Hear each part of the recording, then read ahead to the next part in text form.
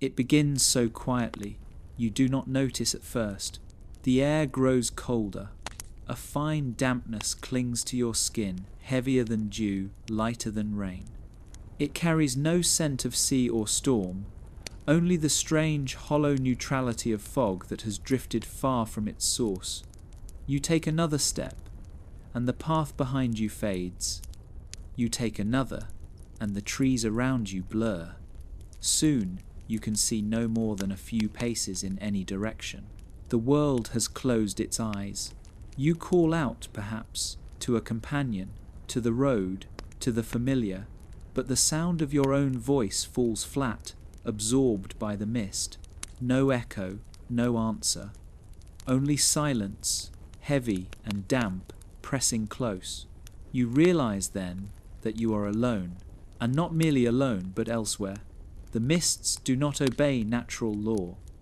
In the waking world, fog ebbs and flows, curls and thins, rises with the dawn, and retreats with the wind. But here, it thickens no matter how you walk, clinging with a purpose. It is not weather, it is will. You try to walk faster. Perhaps you run. Your heartbeat quickens, your breath loud in the white expanse.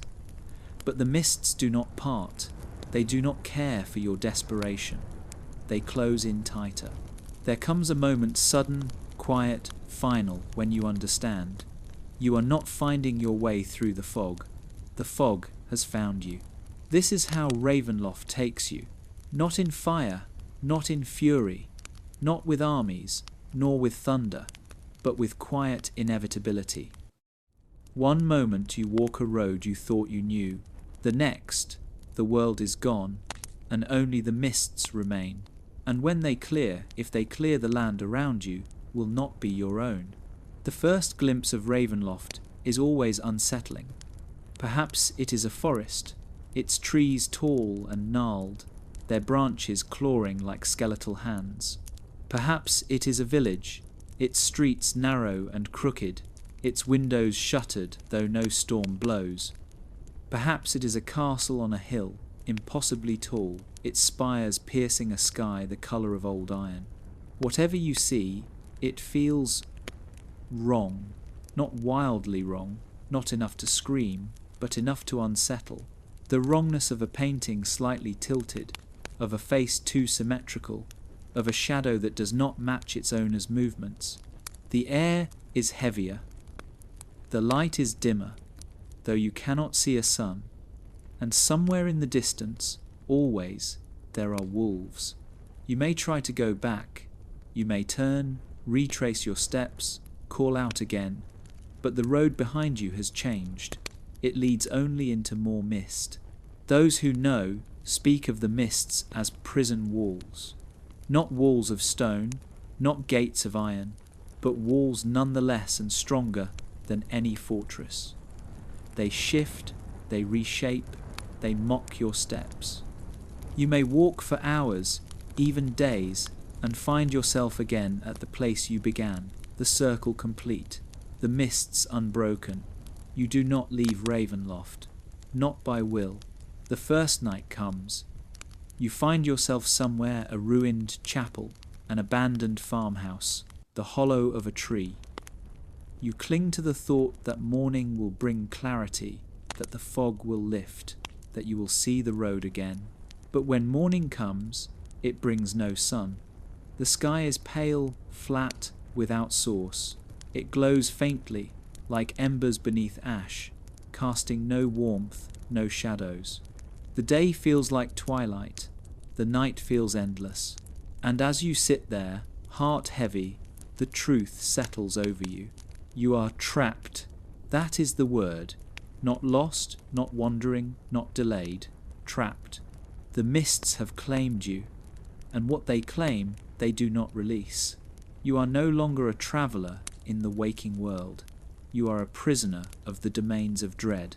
And Ravenloft is your cage. I will guide you now. Not to comfort, for comfort is rare here, but to accompany. You will not face the dread alone, though you must bear it. Together, we will walk the paths of this place. We will learn its nature, its rulers, its prisoners. We will see the shape of its despair, and perhaps understand why even hope is dangerous here. And as we drift deeper into this dream, for Ravenloft always feels like a dream, though one that never ends, we will remember one thing. The mists are patient, and they are always watching.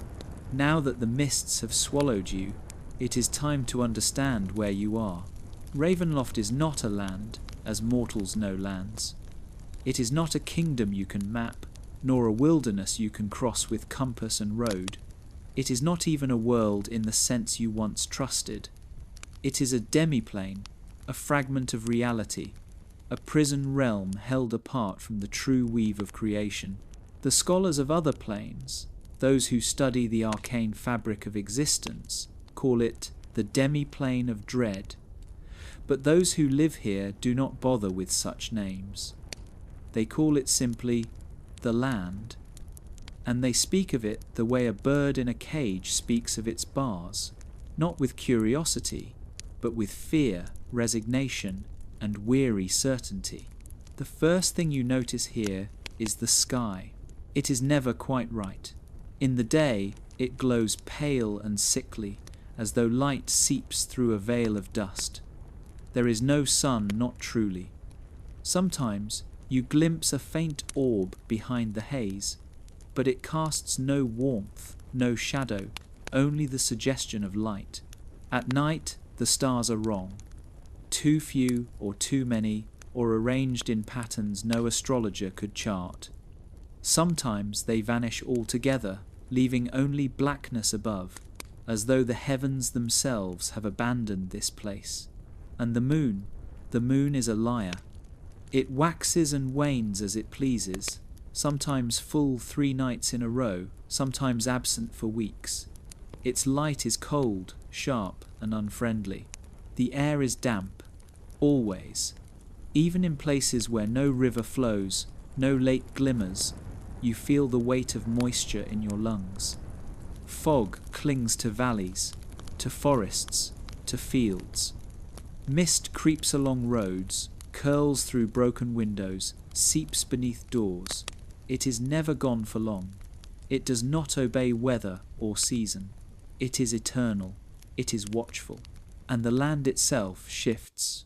Walk far enough, and you may find the road you thought you knew leads somewhere entirely different. Villages appear where none stood before. Forests stretch farther than they should, swallowing farms, cutting off paths. Mountains loom where once the horizon was clear. The geography of Ravenloft is not fixed. It bends to will, to desire, to punishment.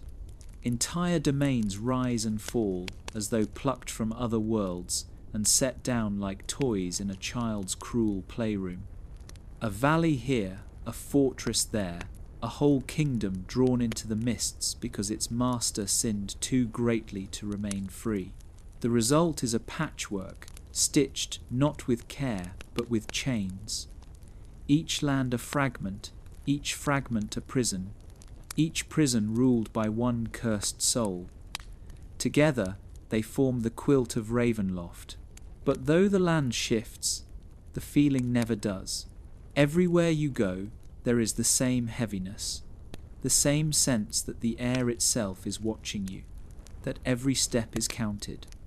That despair is not simply an emotion, but a climate, like rain, like wind, like fog. In Ravenloft, despair is the weather. The people here know it well. When you walk through a village, you see it in their eyes, the hollowness, the resignation. They do not look to the horizon with dreams of travel, for the mists block their way. They do not lift their eyes to the sky in prayer, for the gods here are faint echoes at best. They live because they must, not because they hope.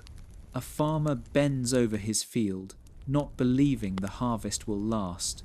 A child plays by the roadside, her laughter thin, her eyes darting to the woods as though wolves will emerge at any moment. An old woman closes her shutters against the night. whispering a prayer not that she will be saved, but that her suffering will be brief. This is the texture of Ravenloft, life without promise, and always there are the wolves.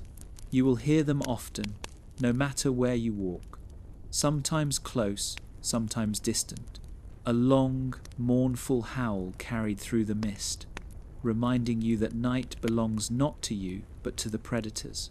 Some say the wolves are natural beasts, hungry and fierce. Others say they are servants of the land's dark masters, eyes and ears in furred disguise. Whatever the truth, their cries chill you.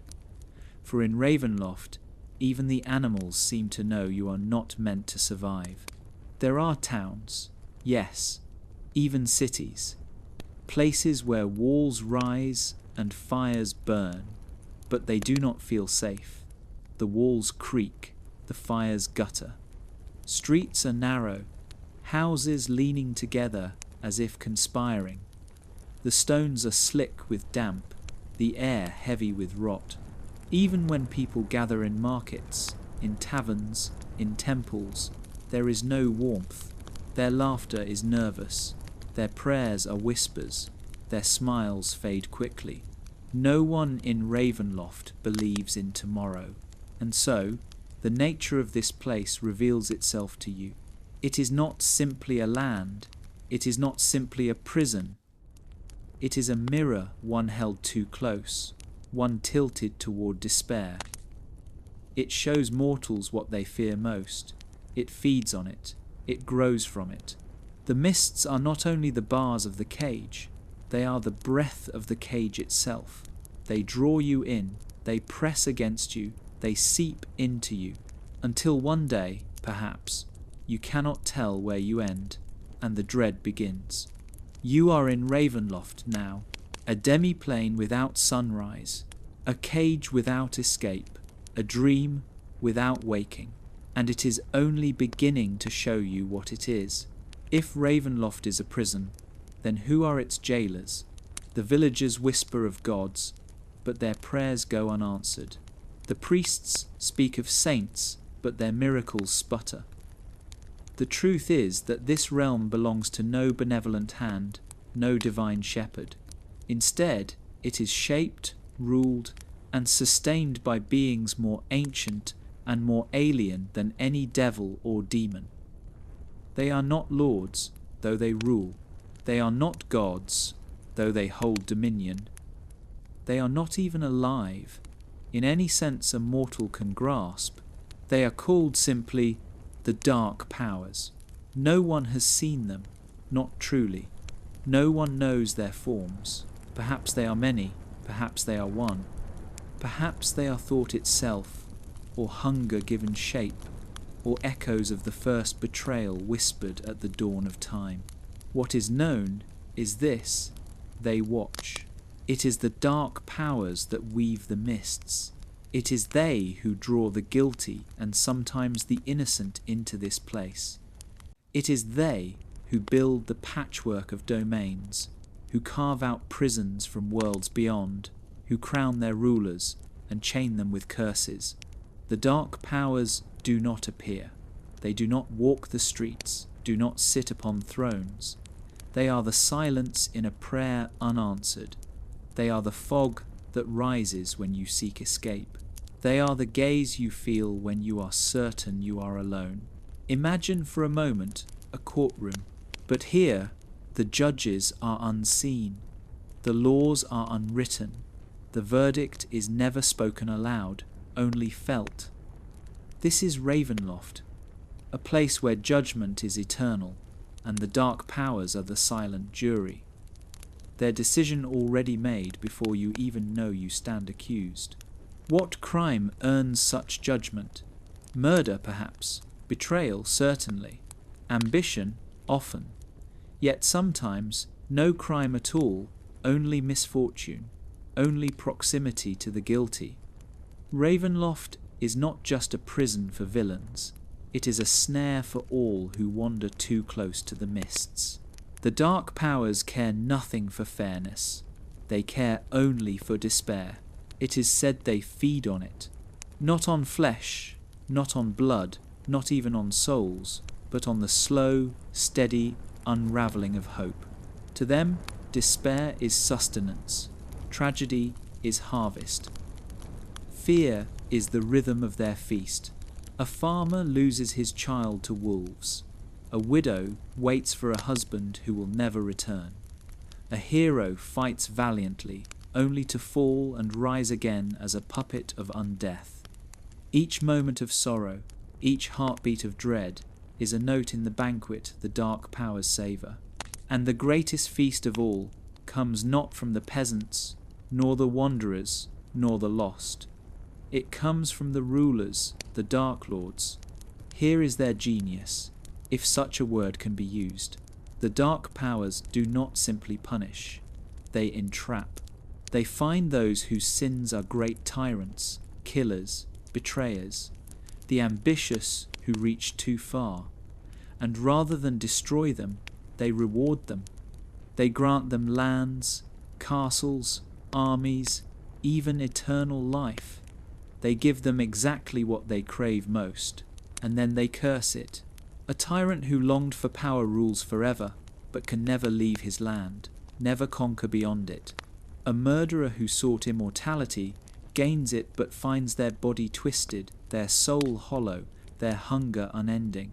A lover who betrayed for ambition gains the beloved back, but never truly, never freely, only as a shadow, a mockery. The dark powers grant their victims everything they desire, and in the same breath make it worthless. This is their artistry. This is their cruelty.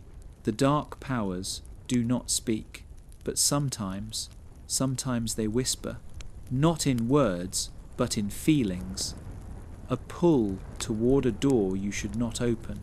A dream of power that tempts you when you are weakest. A sudden thought, if only I betrayed, if only I lied, if only I reached, then I would be free. They whisper temptation, and when you take it, they smile, though you will never see their faces. What are they? Scholars argue in whispers. Some say they are fragments of dead gods, broken divinities who hunger for what they lost. Some say they are the first mortals who ever betrayed their oaths. Their punishment stretched so long it became creation itself. Some say they are simply despair, made fleshless will. That Ravenloft is not their tool, but their body. But these are only theories. The truth is simpler and far worse. They are unknowable. They cannot be bargained with, cannot be fought, cannot be slain. They are the cage itself.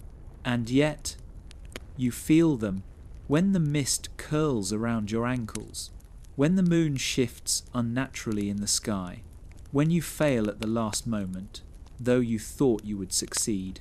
That is their hand. They do not need to strike. They only need to ensure that, in the end, you will despair. So now you know, the dark powers are here. They are always here. You will not see them. You will not hear them. You will not fight them. But you will feel them. In every shadow, every silence, every hopeless breath. And as you walk deeper into Ravenloft, you will come to understand the dark powers are not outside you. They are within. Ravenloft is not one land, but many. A patchwork of cages stitched together with mist, each piece ruled by a master, each master chained by their sins. These are called the domains of dread. Each domain has its own ruler, a dark lord chosen and cursed by the unseen hands of the dark powers, and each domain reflects its master's heart, a mirror of their desire, a parody of their ambition, a punishment without end. Let us walk, slowly, carefully, through a few of these prisons. The mist will guide us. The mists part, and before you stretches a valley. High mountains rise on all sides, their peaks lost in clouds. Pines crowd the slopes, their branches dripping with cold dew. A single road winds downward, through villages hunched against the dark. At the valley's heart, a castle looms. Enormous, impossible, its towers pierce the clouds, its walls scar the horizon. Lightning flickers above it, though no storm follows. Ravens circle its spires, their cries sharp, carrying across the valley like warnings. This is Castle Ravenloft, and within its halls dwells Count Strahd von Zarovich. Barovia is his land, his domain, his cage. The villagers fear him with a fear deeper than death. They close their shutters at dusk. They whisper prayers as night falls, though no god answers. For Strahd walks the night, a lord and a predator both. He is a vampire, the first and greatest of Ravenloft, cursed with hunger that no blood can satisfy. Once he was a man, a conqueror, proud, ambitious. He won this valley by the sword and raised his castle high. But ambition soured into envy, and envy into blood. His betrayal and his curse are whispered still, how he slew his brother for love, how the mists rose, how the dark powers granted him what he thought he wanted: eternal life, eternal dominion. And yet it is a hollow throne, for though he rules, he is not free. He cannot leave Barovia. His beloved is lost to him forever, reborn again and again, only to slip from his grasp. Each lifetime he seeks her. Each lifetime she flees or dies. His story repeats, endless, tragic, cruel. And so Barovia suffers with him. The land itself mourns. Its skies are grey, its forests hostile, its villages steeped in dread. The valley is a reflection of its lord's heart, beautiful once, but now decayed, poisoned, yearning for what it cannot have. This is the first and most infamous domain of dread, the place where many who stumble into Ravenloft first awaken, the land of Strahd. But Barovia is not alone. The patchwork stretches further, each domain cut from cloth just as cursed. Beyond the mountains lies Darkon, a realm of crumbling castles and endless cemeteries. Its master, the Lich King Azalin Rex, sought power over life and death. He gained immortality, vast knowledge, an empire of the undead, and yet he cannot learn the one thing he craves: how to escape Ravenloft. The dark powers mock him with his own brilliance, making every experiment end in failure. His land is an ossuary, a kingdom of rot, where even the living speak as though half dead. Travel further, and the mists may carry you to Lamordia, a land of cold science and bitter winds. Here, the Darklord is Victra Mordenheim, a physician who defied nature itself. She sought to conquer death with her experiments, stitching life where none should be. She succeeded and failed in the same breath. Her creations walk, her genius endures, but her heart remains hollow, her beloved forever beyond reach. Lamordia is a land of lightning and laboratories, where the cold is not only of climate, but of spirit. Or perhaps the mists will deliver you to Falkovnia, where war never ends. Its master, Vladeska Drakov, commands armies without end, hurling them again and again against invaders that never truly die. Each victory crumbles, each defeat begins anew. The land is soaked in blood, its people broken, its fields scarred by eternal conflict. Here, the curse is not death, but futility. And beyond countless others, domains of jungles where hags reign, domains of frozen wastelands where despair is the only harvest, domains of twisted carnivals where laughter is sharper than knives. Each ruled by a Darklord, each shaped by sin, each bound by the same chains of torment. The mists separate these realms. They are neighbours only in illusion. You may see a mountain range in the distance, a road leading outward, but when you walk, the fog will rise. You may find yourself in another land, or back where you began, or lost in white silence. The dark powers decide when and if domains touch. You cannot cross borders by will. The mists are the only roads, and they do not serve you. To walk through Ravenloft is to walk through tragedy. Each land is a story, each story a wound that never heals. The tyrant who rules and suffers, the people who serve and despair, the mist that laughs without sound. You are a traveller here now. You may wander Barovia's villages, where shutters slam against your gaze. You may walk Darken's graveyards, where the air smells of earth and endings. You may glimpse Lamordia's mountains, where lightning splits the sky. But wherever you go, the feeling is the same. You are not free, and neither are they. It is one thing to hear of castles, of curses, of lords bound in torment. It is another to live beneath their shadows, to wake each morning and know the day holds no promise, no safety, no freedom. That is the life of the people in Ravenloft. Walk through a village and you will see it. The buildings lean close together, their timbers damp, their roofs patched with moss. Smoke rises thinly from chimneys, not with comfort, but with necessity wood-burned, because cold is merciless, not because hearths are warm. Children play in the dirt roads, their laughter thin, fleeting. They glance often at the tree line, as though expecting wolves. Their games are short, their joy quick to vanish when parents call them inside. The villagers move with weary rhythm. A farmer bends to the soil, though the soil yields grudgingly, its harvest small.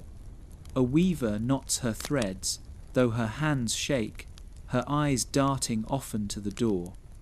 A shopkeeper counts his coins again and again, though he knows the market never grows, the travellers never stay. Everyone looks older than they are. The weight of fear ages them faster than time. At dusk, the mood changes. Doors close, shutters slam, candles are snuffed or hidden behind curtains. The streets empty long before nightfall, as if the dark is a tide they know not to resist. For in Ravenloft, the night belongs to predators. Wolves prowl the roads, shadows lengthen unnaturally. In some villages, people whisper that their lord himself walks the night, unseen but felt, his hunger pressing against their walls. So they stay indoors. They whisper prayers, though no god answers. They cling to one another in silence, listening for footsteps that should not be there. This is life, repeated night after night. Fear, silence, endurance. The people do not dream of leaving, not truly. For those who have tried, never return. They may walk into the mists, bravely or desperately. Days pass, and the mist remains. Weeks, and their names fade from memory. Some say the mist swallows them whole. Others say they wander forever, lost in white silence. So the villagers do not speak of escape. They do not imagine distant lands, wide seas, shining cities. For them, there is only here, there is only the cage, and yet they endure. You will see mothers rocking children, whispering songs that promise safety they do not believe.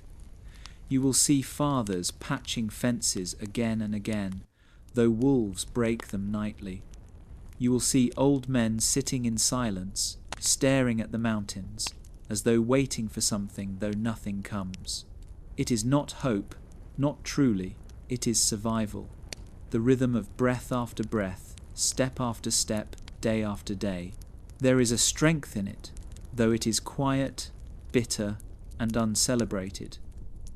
To live in Ravenloft is to live without promise, yet still to live.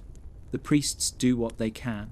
There are temples, small and humble, their bells cracked, their altars worn. They light candles, they speak prayers, but their gods are far away, their voices faint in the mist. Miracles falter, blessings fade. The priests know it, though they smile anyway, offering words they do not believe. Some truly are faithful, some are desperate, some cling to ritual because ritual itself is comfort, even if the divine is silent. But the people gather still. They kneel, they listen, they whisper prayers, for even if no one answers, it feels less lonely to pray together. Taverns, too, hold a kind of life. The hearth burns low, the ale is thin, the laughter strained. But for a few hours, the villagers gather. They share stories, though most end in sorrow. They sing, though the songs are minor and slow. They drink, not to forget, but to soften memory. You may hear whispers of heroes of strangers who came once, bold and shining, who promised to fight the darkness. Some say they won battles, even slew monsters.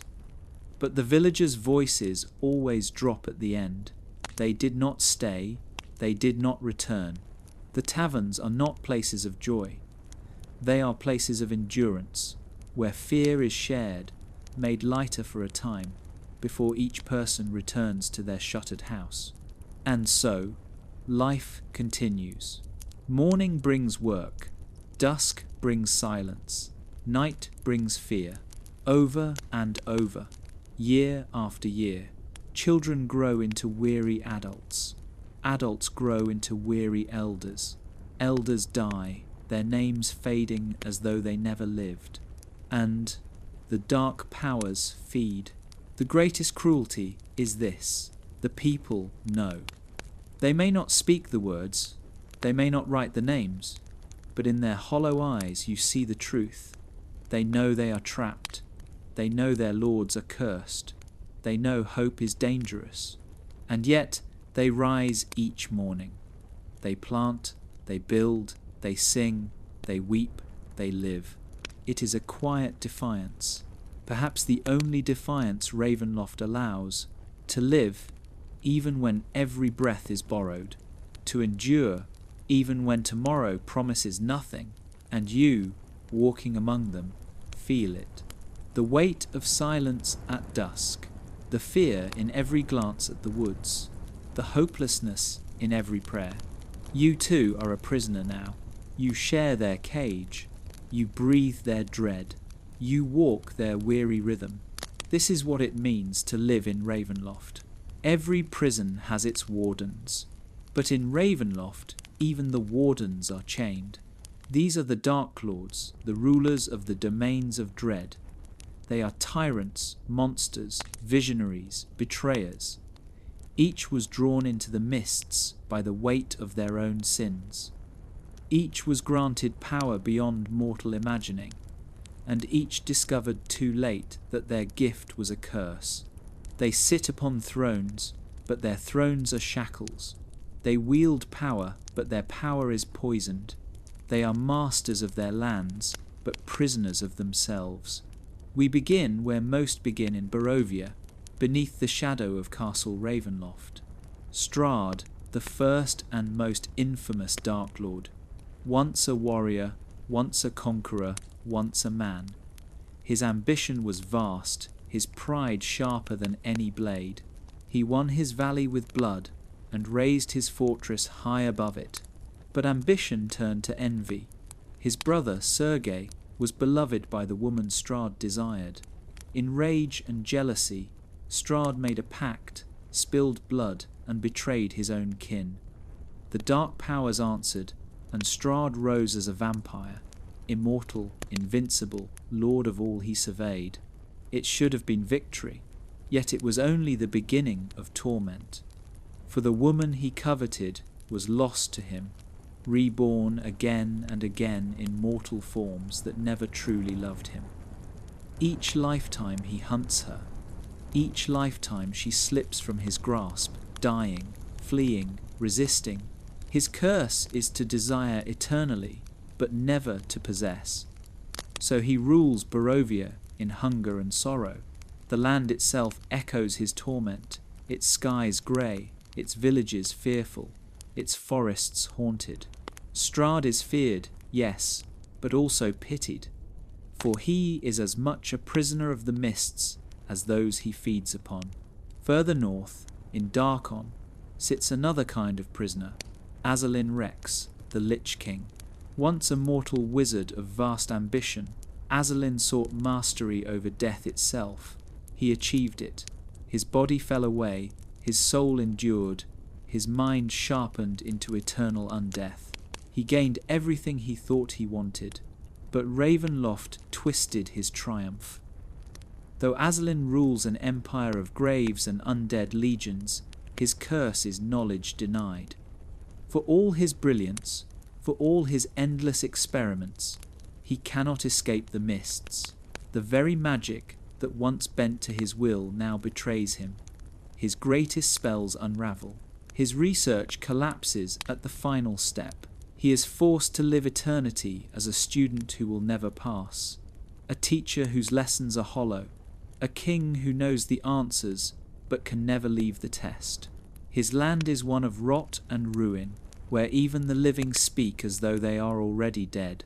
He is a monarch of despair, and his own mind is his torment. In the cold mountains of Lamordia dwells Victra Mordenheim, a physician who refused to accept the finality of death. She was brilliant, determined, unyielding. When her beloved lay dying, she swore she would not lose them. With needle and lightning, with blood and science, she stitched new life where none belonged. She succeeded and failed in the same breath. The body lived, but it was not the beloved. It was something else, something incomplete, something twisted. Now Mordenheim rules a land of cold laboratories, where storms split the skies and creation itself trembles on her tables. Her genius is unmatched, but her curse is clear. She can never perfect her work, never restore what she lost. Every experiment ends in hollow success, every success in bitter failure. Lamordia reflects her heart, a land of ice, of sharp winds, of brilliance turned to cruelty.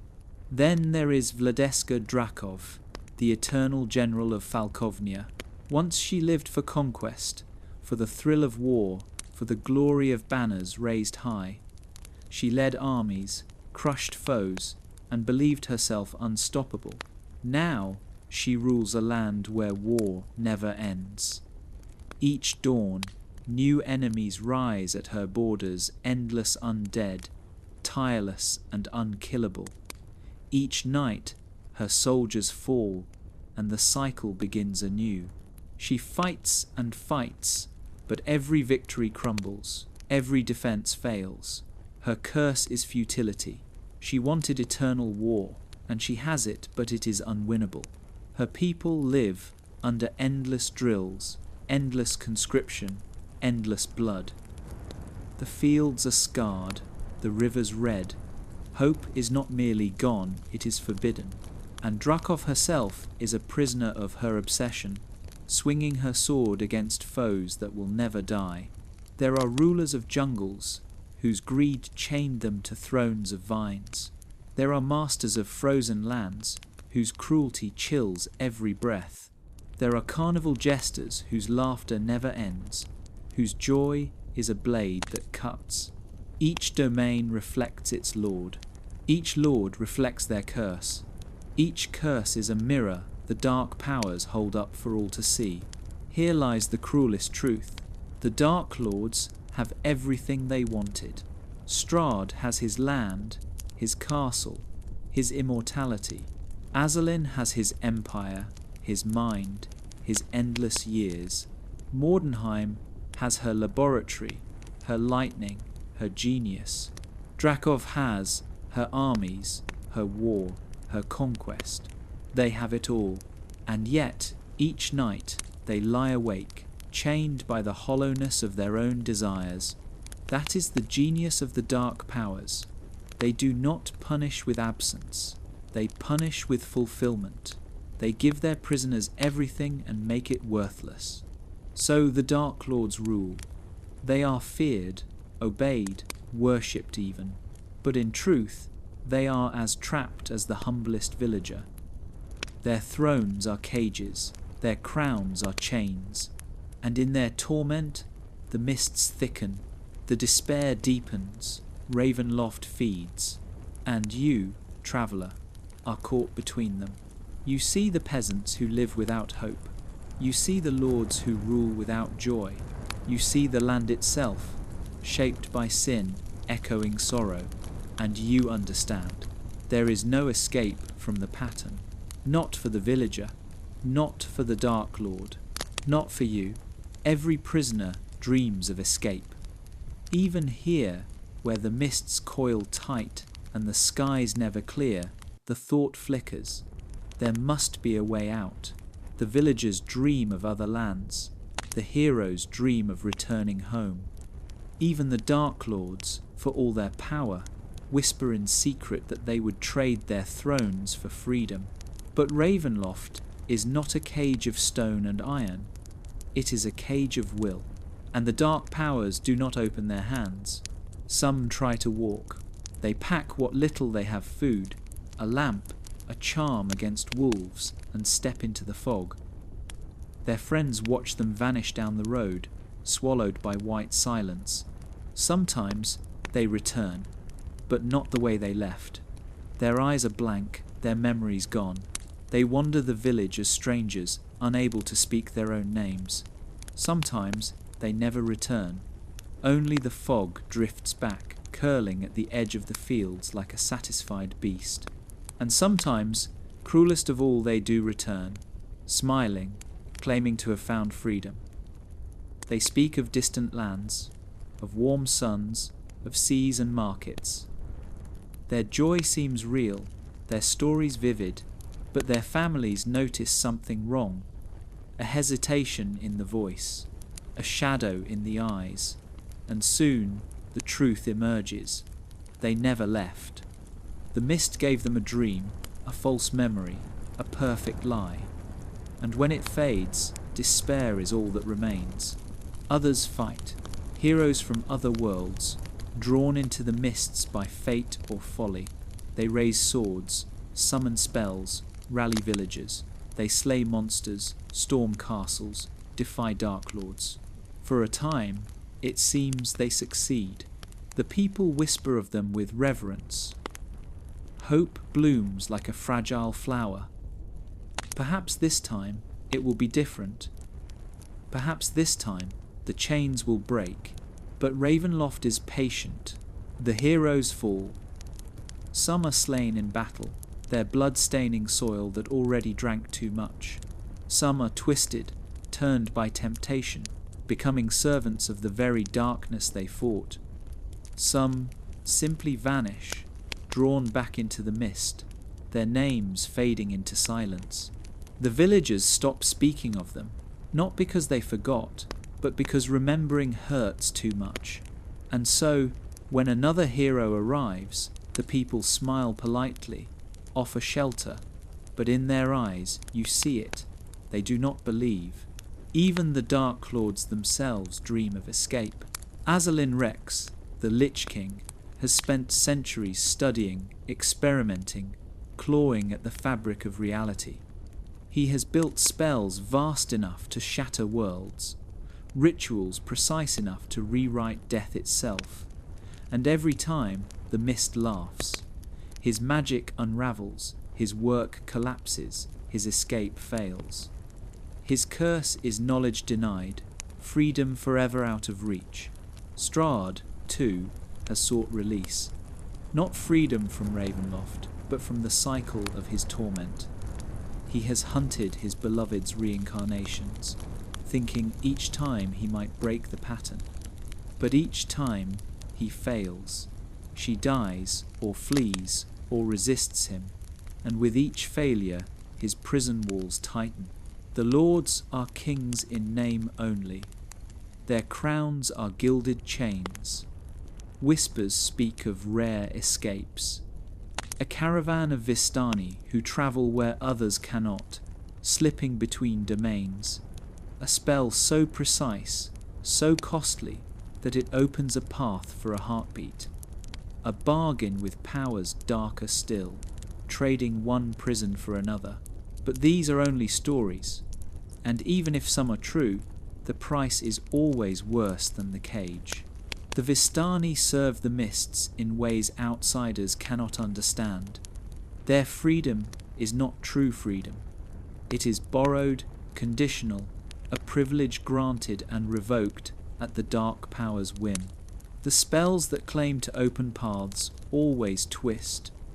Perhaps you step through and find yourself back where you began, your body aged a decade.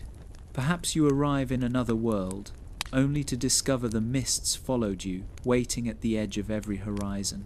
And the bargains, no bargain with darkness, brings freedom, only new chains. The truth is simple, though cruel. No one leaves Ravenloft, not heroes, not villagers, not lords, not you. The mists may let you dream of escape. They may let you wander, thinking you draw near to freedom. They may show you visions of distant lands, warm suns, blue seas. But when you wake, when the fog lifts, when the dream ends, you are still here. Ravenloft does not release, it only consumes. And so, escape becomes another form of despair. The villagers no longer try. The heroes vanish from memory. The lords rage against invisible walls. And you learn the lesson slowly, painfully, until at last it settles in your bones. You are not leaving. The cage is closed. The lock is eternal.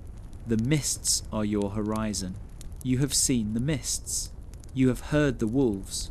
You have walked the villages and the thrones. Now the truth begins to settle, not as a sudden revelation, but as a heaviness that spreads through your bones, like cold water sinking into stone. It is the philosophy of Ravenloft, not written in books, not spoken in sermons, but lived in every breath, in every silence. It is despair. In the waking world, hope is a gift. It carries the weary through hardship. It lights the path for the lost. It binds people together, promising tomorrow will be better. But here, hope is the cruelest lie. The dark powers do not crush it outright. No, they let it bloom. They let you feel it just enough. A hero arrives, promising victory. A lover returns, promising joy. A child laughs, promising innocence. For a moment, you believe. You let yourself breathe. You let yourself feel. And then the hope is taken. The hero falls. The lover betrays. The child is lost. And the despair that follows is deeper, sharper, heavier. This is the rhythm of Ravenloft. Hope, then loss. Promise, then ruin. It is not an accident. It is the design.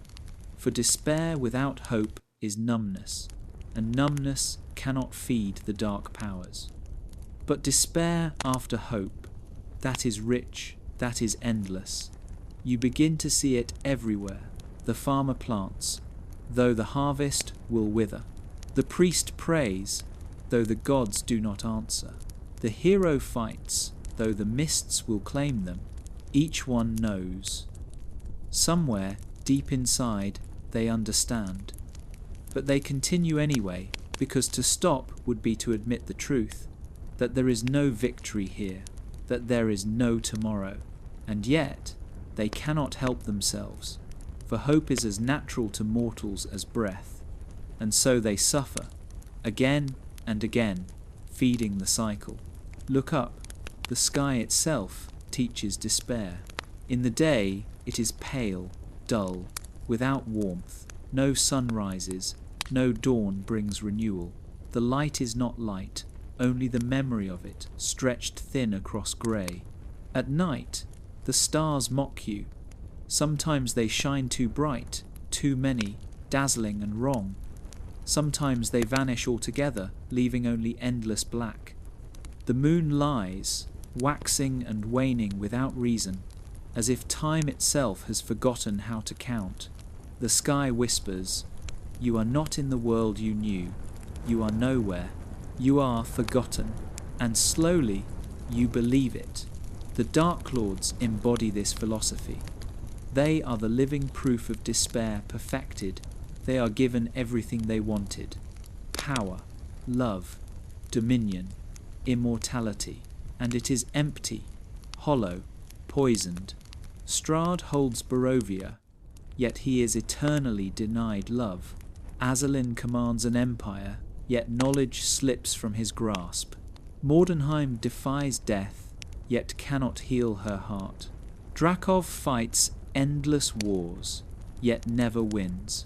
They are monuments to despair, reminders that even the greatest victories are illusions.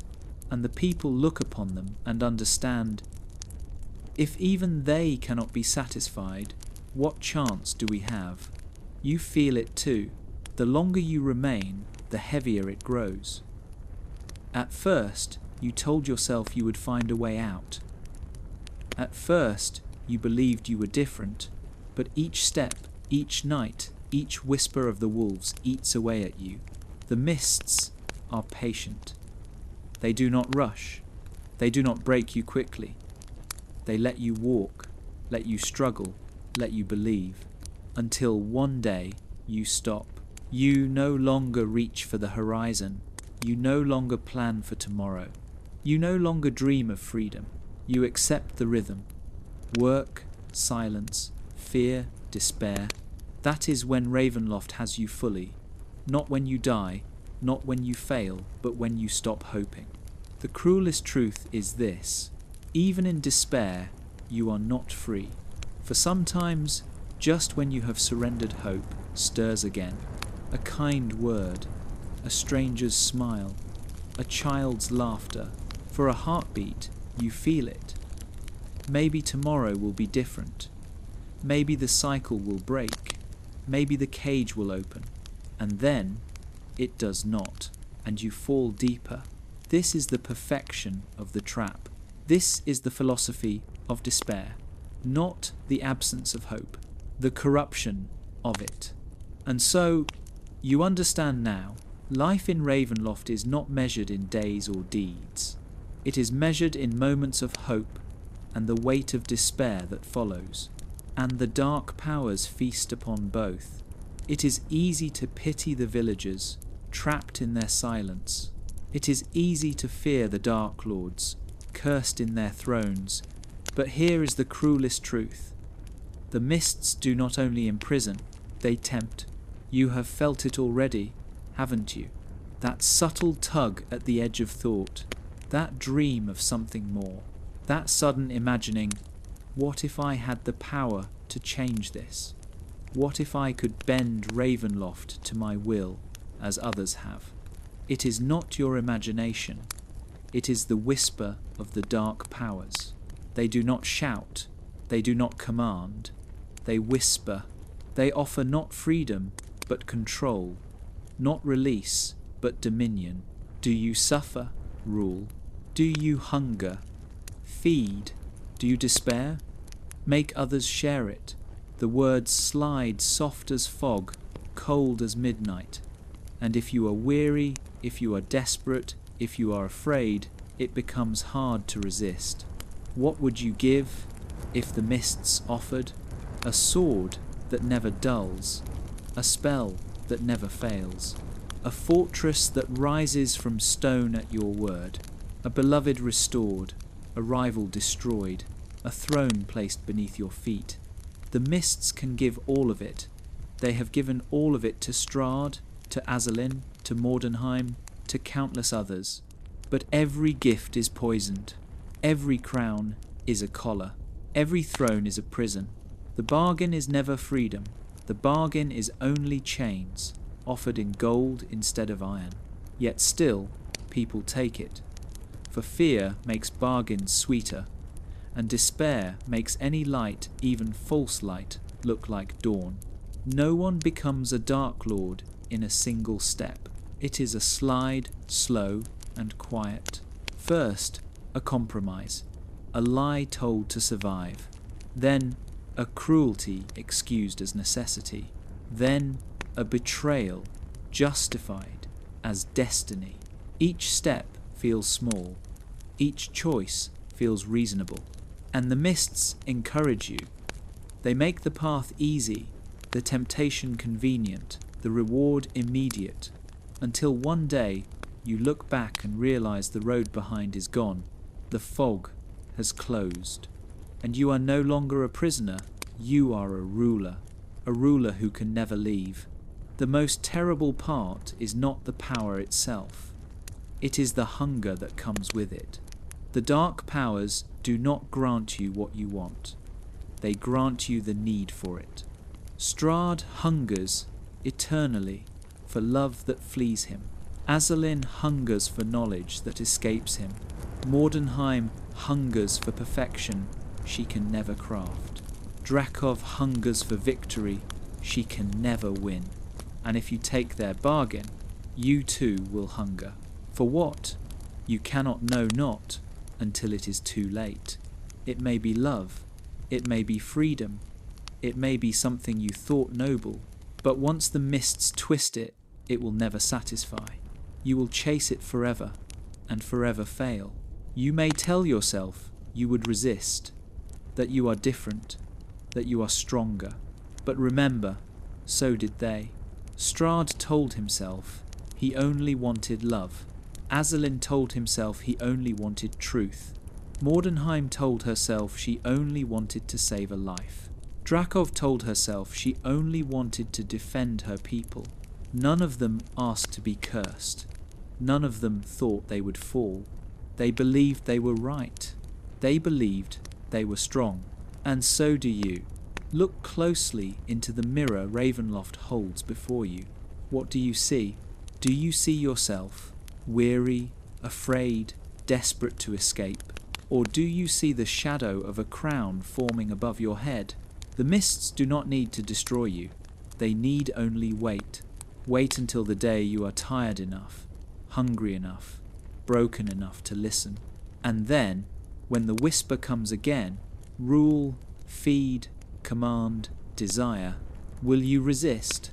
Or will you accept, as so many before you have? The lure of power is not a storm, not a fire, not a battle. It is a hand extended in the fog, soft, gentle, inviting you to take it. And, if you do, the hand never lets go. The journey is nearly over, not because the road ends, but because the road never ends. That is Ravenloft's truth. Every path circles back into the mist. Every dream folds into shadow. Every breath is counted by unseen hands. There is no destination here, only continuation, only endurance. You began in the fog, uncertain, afraid. You walked the forests, the villages, the domains of cursed lords. You felt the weight of despair in every glance, every silence, every hollow prayer. And now you understand. You are not a visitor. You are not a traveller. You are not passing through. You are a prisoner. The mists did not stumble upon you. They chose you. They closed around you like fingers, gently, patiently, unbreakably. And they will not let go. Listen, the wolves howl in the distance. Their cries are long, mournful, endless. They do not hunt only flesh. They hunt certainty. They hunt peace. They remind you that the night here is not yours. The wind sighs through the shutters. It carries the dampness of fog, the taste of rot. It seeps into every crack, every breath. You cannot bar it out. The villagers whisper prayers in their shuttered homes. They know no God listens, but they whisper anyway.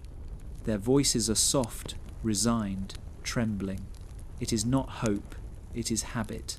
A rhythm against silence. This is the music of Ravenloft. Wolves, wind, whispers. And now it is yours. Perhaps you wonder if you will change, if you will grow hollow-eyed like the villagers, waking each morning only to endure, if you will become a hero, fighting even when failure is certain, your name fading in whispers when you fall, if you will succumb to the mists, tempted by whispers of power, your hunger twisted into a throne, your cage forged into a crown, you wonder, you fear, you hope, and the dark powers smile. There is no sunrise here. Not truly. The sky brightens, yes, but never warms. The light is pale, filtered through ash. It does not banish shadows, it only makes them softer. When you wake tomorrow, if tomorrow comes, it will feel the same. Grey, heavy, endless. The day will not lift you, the night will not comfort you. Time in Ravenloft is not a river, it is a wheel, turning without end. And yet, you breathe. That is the strange miracle. Even here, where hope is a trap and despair is law, you breathe. You walk the roads, you listen to the wolves, you feel the weight of the mists, you exist, and perhaps, in the smallest way, that is defiance. The dark powers may feed on your despair, may count your steps, may laugh at your hope, but they cannot erase the simple truth that you are still here, still thinking, still feeling. A small defiance, a quiet defiance, but in Ravenloft, perhaps the only one that matters. So close your eyes. The mists are thick tonight, curling around you, damp against your skin. You can no longer see the road, you can no longer see the trees, you can no longer see yourself. Only fog, only silence, only the weight of something vast. Watching, waiting. You drift, not into freedom, not into light, but into the same dream Ravenloft offers all its prisoners. A dream of a dawn that will never truly come. And as you sink deeper into it, remember this. You are trapped. You are chosen. You are seen. The mists do not forget. The mists do not forgive. The mists do not release. They close. They hold. They wait. And now they have you. Sleep, prisoner. Sleep in the mists. Sleep in Ravenloft. For morning will come, and it will look exactly like the night.